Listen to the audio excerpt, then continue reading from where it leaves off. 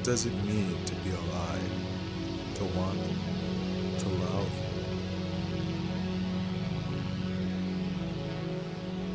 Are these simple yet complicated things what determine whether or not we are alive? If a thing can want, if a thing can love, but isn't born, rather created, or maybe they seem so different from the normal things you see every day, are they alive? What would it mean for us as a species to admit that something we use as mere tools, objects meant to fill out a specific purpose? What if those things we regard as objects actually have feelings, wants, and the ability to love? Slavery, noun, the state of being a slave. Quite an experience to live in fear, isn't it? That's what it is to be a slave.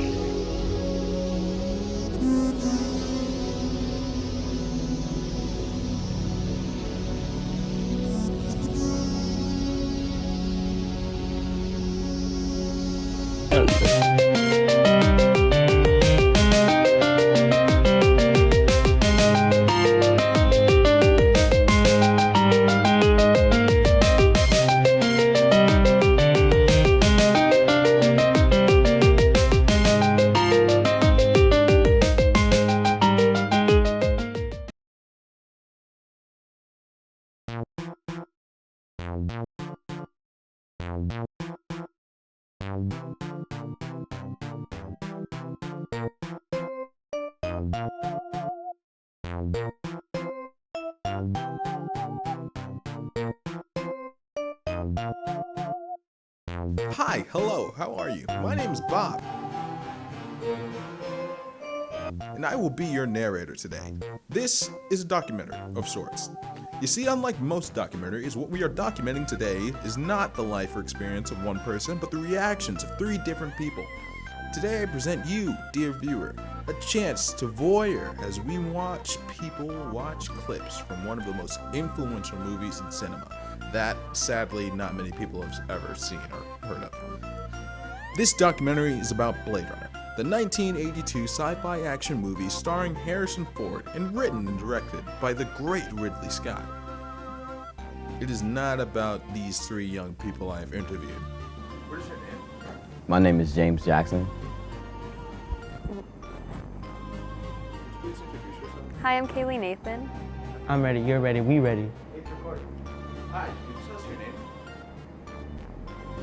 My name is Walter what?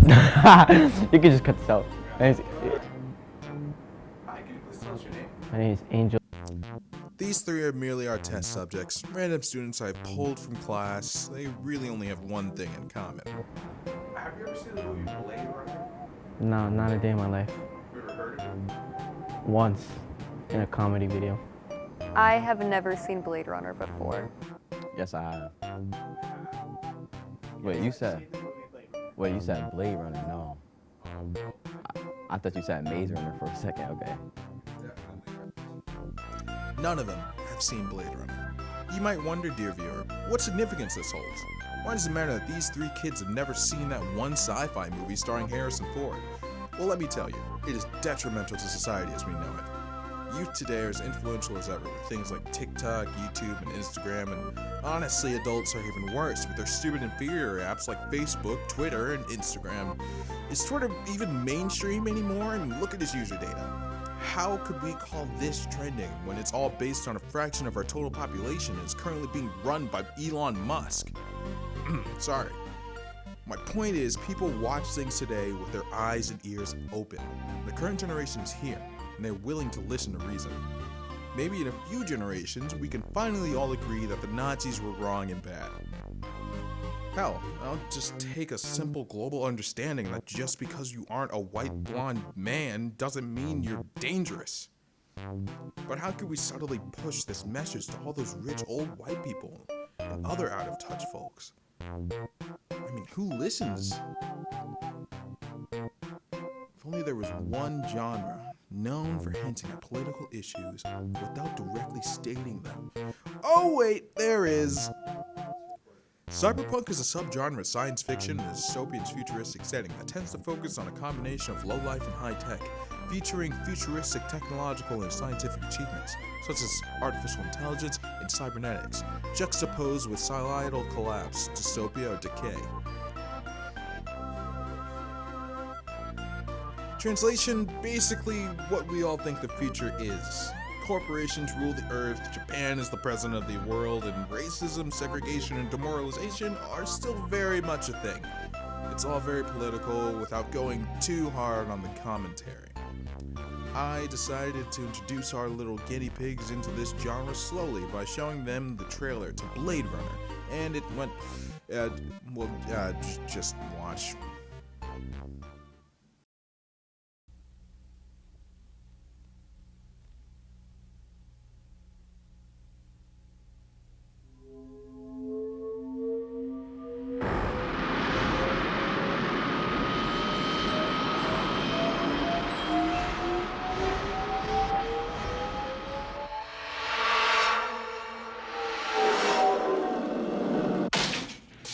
I need your deck. This is a bad one, the worst yet. There was an escape from the off-world colonies 2 weeks ago. 6 replicants, 3 male, 3 female. They slaughtered 20... A Blade Runner's job is to hunt down replicants. Manufactured humans you can't tell from the real thing. Excuse me, Miss Salome, can I talk to you for a minute? You're for real.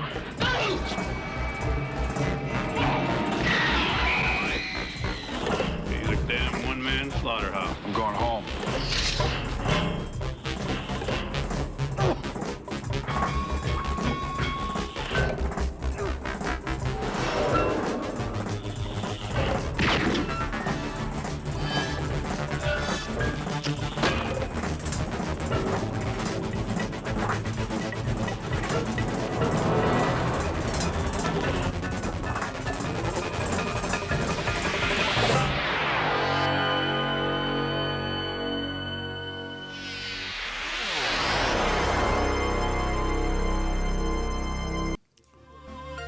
To call them interested would be a straight up lie. So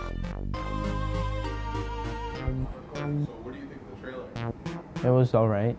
Not something I'd watch, but you know, maybe I'll watch it once in my life, but to go out of my way to watch it, no, to be honest. Nah, fuck with you, bro. It was actually pretty good, can't lie. I mean, the story behind it is it's pretty good, in my opinion. I think the trailer was kind of misleading due to the fact that the name is called Blade Runner, but there's no blades. So how'd you like the trailer? I didn't.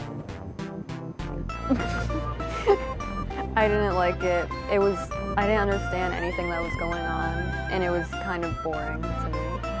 It just didn't interest me. Alright, not the best start, I'll admit, but the point of this isn't to interview people who like Blade Runner. It's to watch these people's reactions as I make them watch Blade Runner. What matters isn't their interest, but what they picked up from watching the film. Like what they thought of the main character. Well, in the trailer, you just seen the main character either running away from or trying to find robots, and he's shooting at them, and they're shooting back, but there's no sword action involved. What do you think of the main guy, Harrison Ford? No. The guy who's featured in most of the trailer. Okay. What did you think of him? Nothing. Nothing. No, I wasn't, I don't know. No, not at all. Seems like a loser. Would you care to expound on that? He was just getting his ass kicked throughout the whole trailer. Yeah, like, it seems like he runs a lot and sweats too much, and he has a lot to drink once in a while. Because most of the shots were in the bar. Wow, okay, fair judgments for people who aren't exactly Cyberpunk fans, and if I'm being completely honest, I'm glad they were paying attention. That trailer is not exactly the best, but now that they have a real feel for the world, it's time to show them the opening. The first scene, the 5 minutes, the opening that's meant to capture your attention as well as set the tone for the rest of the movie.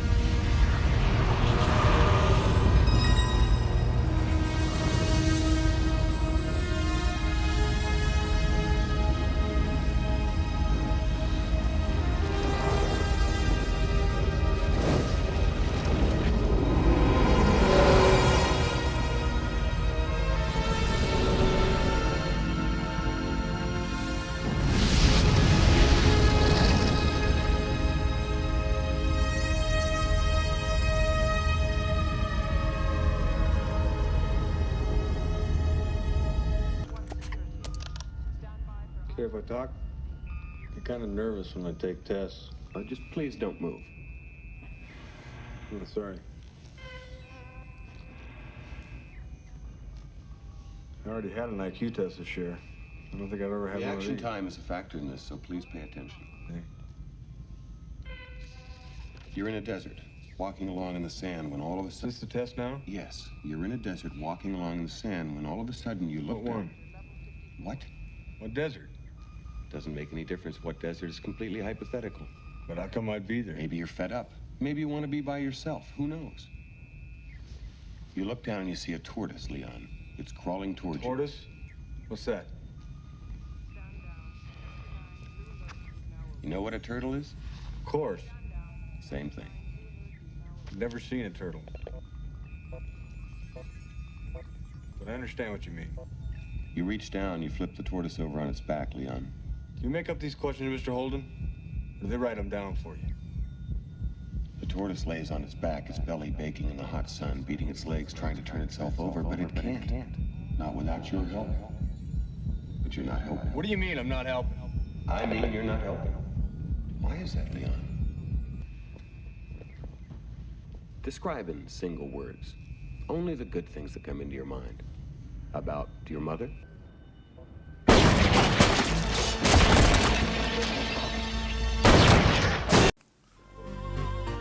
Well, it was certainly a tone setter. To me, it seemed almost like some sort of border control interview. Let's see what our subjects think.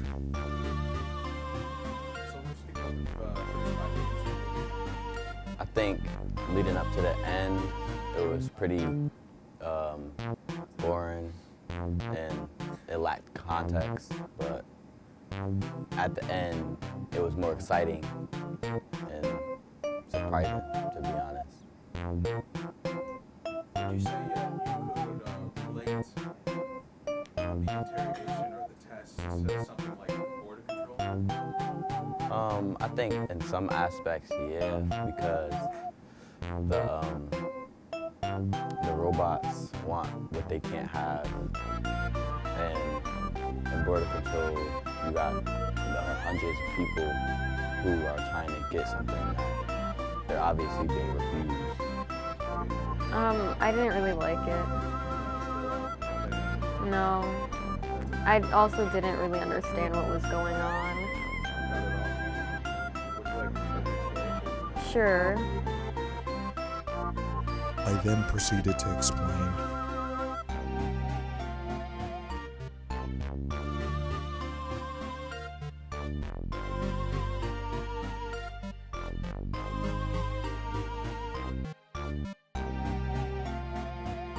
Oh yeah, don't they need to take like a really long test? Yeah. Yeah. This was kind of similar to that. I'm pretty sure that's what Mhm. Do you think it's like an accurate comparison between the two?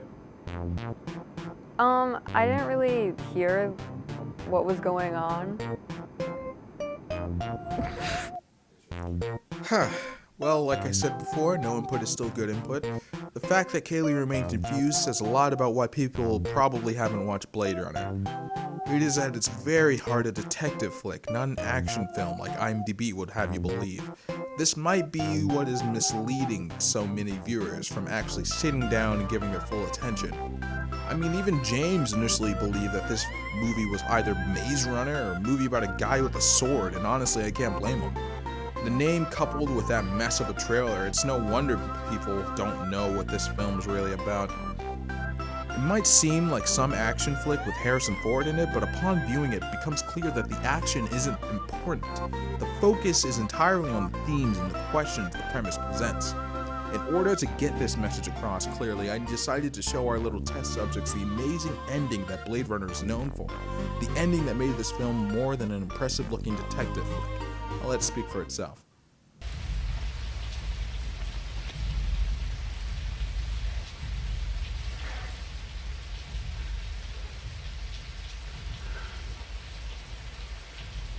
I've seen things you people wouldn't believe. Attack ships on fire off the shoulder of Orion. I watched sea beams glitter in the dark near the Tannhauser Gate.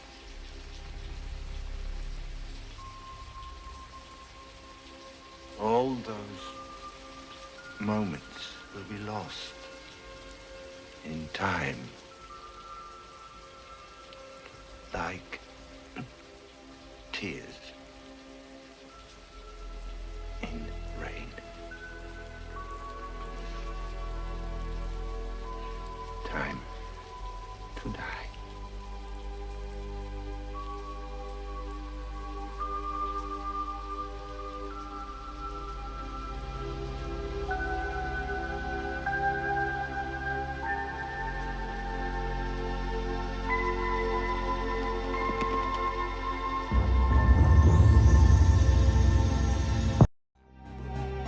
The end of the movie was very emotional. Like, I felt it.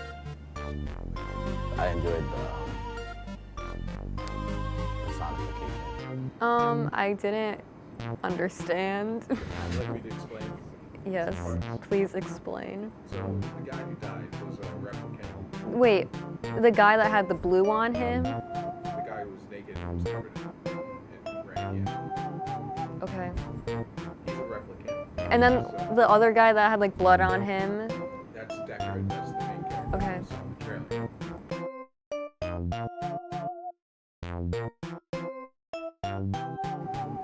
That's it? The villain saved him? That's it? Well, yeah. Okay. Do you, like, understand what he meant? What he said? Like, here's the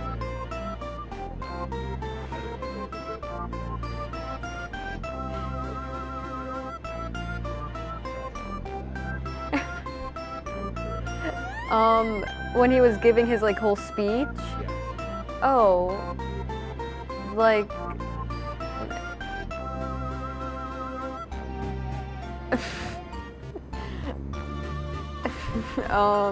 yeah.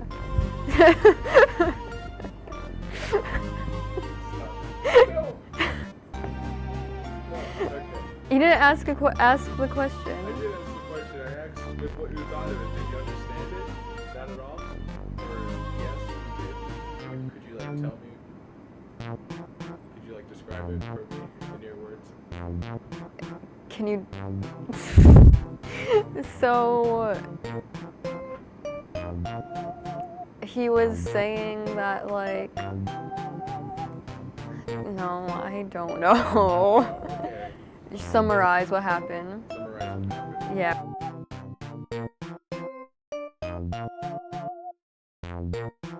Would you compare this to, like, you know, any racial struggles, you know, back when slaves were being traded around, and currently now, how Mexicans are being checked at the border for their nation and Yeah, because like the robots were made to like be slaves and like they weren't really treated like as people. And I think that like kind of relates. It was pretty good. It was really intriguing. I've heard and seen the clip before. The only reason why I know the clip is because of the artist I listen to. What artist?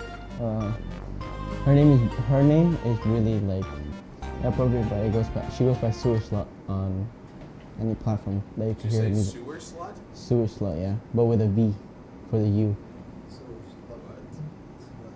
Oh, I see.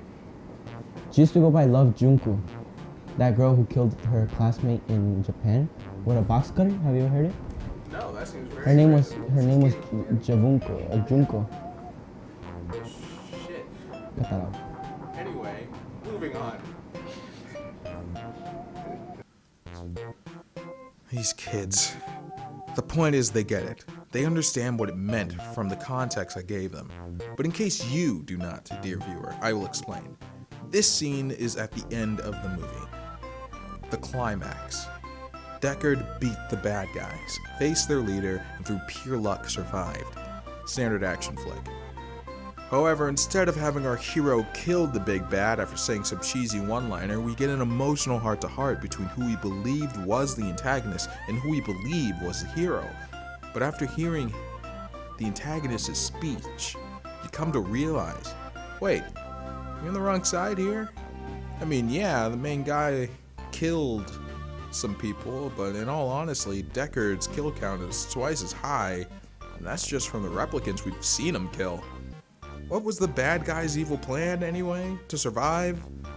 This ending really forces the audience and even Deckard to wonder what the point of all that murder was. Just to keep a few synthetic humanoids from trying to survive. Let's hear our subjects. So what do you think of Harrison Ford's character now? I think that he was still confused at the end of the movie as to how the robots worked and their agenda. He's probably gonna be like have some regret after he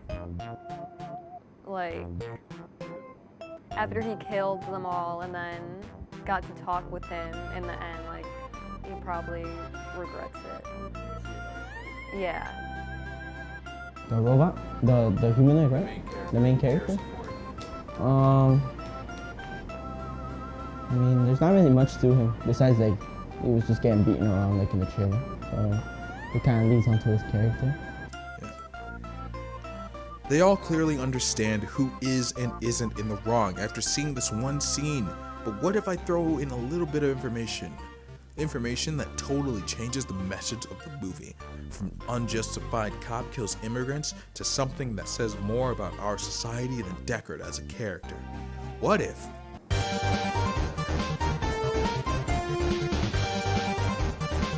I'll believe it because watching the trailers, he didn't show much emotion and he was more reacting than anything as well, just like the robot.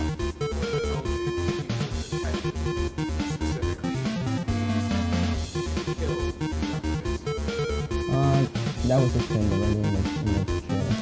Oh, okay. Alright, well what if I told you that he was a replicant? That's actually mind-boggling. That's like being mind-blowing. So, it's a pretty good plot twist to it. They never say it, but they allude to it a lot. So yeah, so it's I guess character development and storytelling is pretty good. Alright, well, I expect a little more surprise, but they still understand how big a twist that is. Humans made slave bots, gave them sentience, took their rights away, and when those replicants tried to revolt, they deported them to space and made even more replicants for the sole purpose of killing replicants. And it is very much alluded to that Deckard himself is unsure if he is a replicant or a real boy. Throughout the film, when his expression isn't stoic, it's sad or confused. When he kills a replicant, it isn't all like, hell yeah, like we expected it to be, but instead he seems genuinely sorry that he killed them. Why would anyone knowingly create this? Why would the world just be accepting of something so extreme? And why does this all seem so plausible? Like if in 10 years we created artificial intelligence, we'd be living out the same story. I think James phrased it the best. Humans are not, it's like they find it hard to accept new life and new things, especially the things that they create themselves. And I think that at the end of the movie, when the robot got emotional and before he died, I think that it shows that humans are not understanding as much as they should be towards one another. Like not understanding that everyone has feelings, regardless of what they might do. Empathy. James gives the perfect answer. The reason we believe that a situation like this is real is because we as humans tend to be empathetic to things we label as different. We look at spoons as tools, but once a spoon starts to feel for its own, I mean, what would you do with it? Keep eating your cereal or get a different spoon? I'm 75% sure that your answer wasn't to treat it like a real person. People are afraid of things they don't understand, and that fear drives us to make decisions and form judgments that are completely illogical. Stopping Mexicans at the border, using people like tools, AI doesn't even exist yet, and we already hate it. I personally blame the media for not showing movies or shows that promote empathy, or at least calls us out for these issues. Not only movies though, but also music. Speaking of which, I have one more thing to show you all. See, I might have lied at the beginning a bit. See, this is not just a documentary on the importance of Blade Runner. Yeah. I'm about to show you a music video. I wonder if you've heard of it. It's called Chocolate Rain. By whom? It's by a YouTuber. He was popular back in the old days of YouTube, like back when it was first starting. His name is Tay Zonday. I do not know that song. You never heard of this before? Not at all. Next I'm about to show you a song. You ever heard of it? It's called Chocolate Rain. No. You never heard of it before? No. Well, I'm gonna show you one more thing. Okay. It's a music video. Have you ever heard of Chocolate Rain? I have. You've listened to it before? I just have heard. Yeah. I'm gonna show you the video. Okay.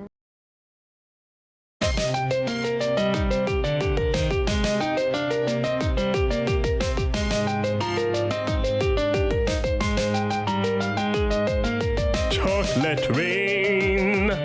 Some stay dry and others feel the pain. Chocolate rain. A baby born will die before the sin. Chocolate rain. The school books say it can't be here again. Chocolate rain. The prisons make you wonder where it went. Chocolate rain. Raise your neighborhood insurance rates. Chocolate rain. Makes us happy living in a gay. Chocolate rain. Made me cross the street the other day. Chocolate rain. Made you turn your head the other way. Chocolate rain. History quickly crashing through your veins. Chocolate rain. Using you to fall back down again. Chocolate rain. History quickly crashing through your veins. Chocolate rain. Using you to fall back down again. Angel, are you watching it? No. Why? Chocolate rain. The judge and jury swear it's not the face. Chocolate rain. History quickly crashing through your veins. Chocolate rain. Using you to fall back down again. Chocolate rain. History quickly crashing through your veins. Chocolate rain. Using you to fall back down again. A chocolate rain. Across the world and back, it's all the same. Chocolate rain.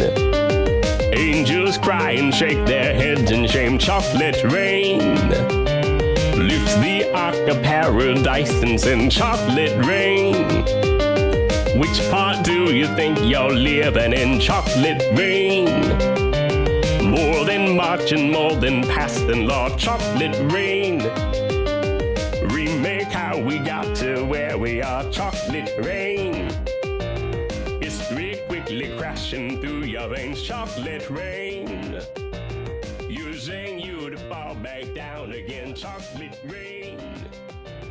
History quickly crashing through your veins. Chocolate rain.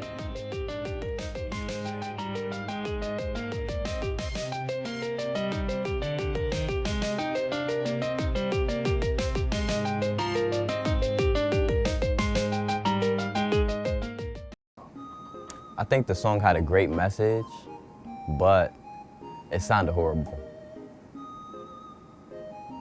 I mean, the message was racism in society and how it's widespread, and that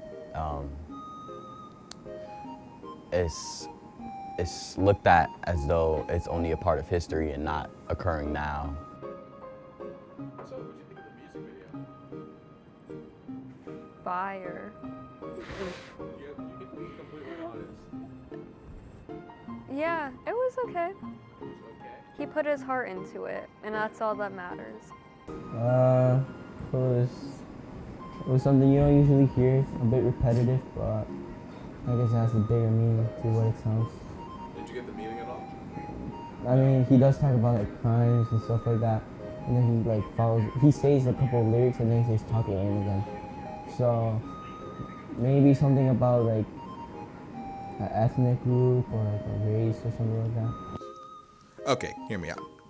This song and Blade Runner, they are related. And look, I know and I'm fully aware how that sounds, but the subtle themes of Blade Runner and the overall meaning of this song are actually one and the same.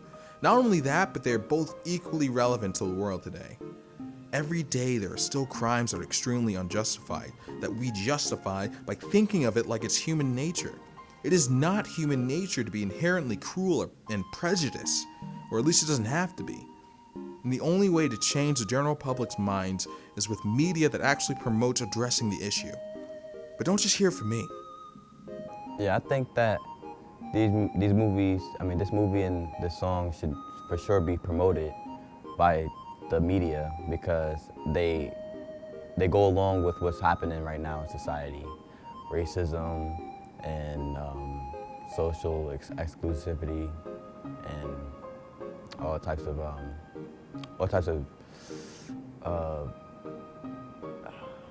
separations in society. I don't know. I think that they could be useful to people that don't understand what's going on right now. Like they see it on the internet, but they don't really grasp how serious these problems are. Yeah, I agree, and it's like a good, I don't know what the word is. Like,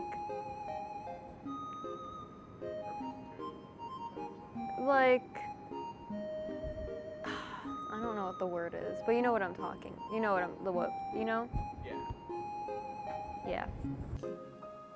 What Kaylee means is that Blade Runner presents a good message by the way its protagonist and antagonist interact. Angel also put in his own words. They're using something bad with bad to go against bad. So it pretty much goes at it. People die every day. This is fact. We are at war with our very nature. Even now, today, in what the previous generation would call a distant future, we are still faced with racism, dehumanization, and senseless violence. It makes one think, will it ever end? Will those dystopian futures we dreamed of in the 90s come true? The believable ones that seem so close to being in our grasp. Not the apocalypse of Terminator, but something more along the lines of Tomorrowland. I actually think that Blade Runner's future is most likely to come into fruition. A future that's so advanced, so massive in size and scope, but still so limited by humans and their inability to care.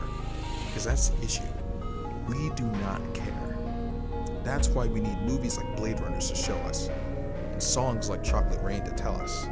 Society as it is wrong, and the way to fix it is to stay aware, Don't be scared, be curious. Don't be accepting, questioning everything. I have been Bob, and it has been an honor to speak with you. Good afternoon, good evening, good night.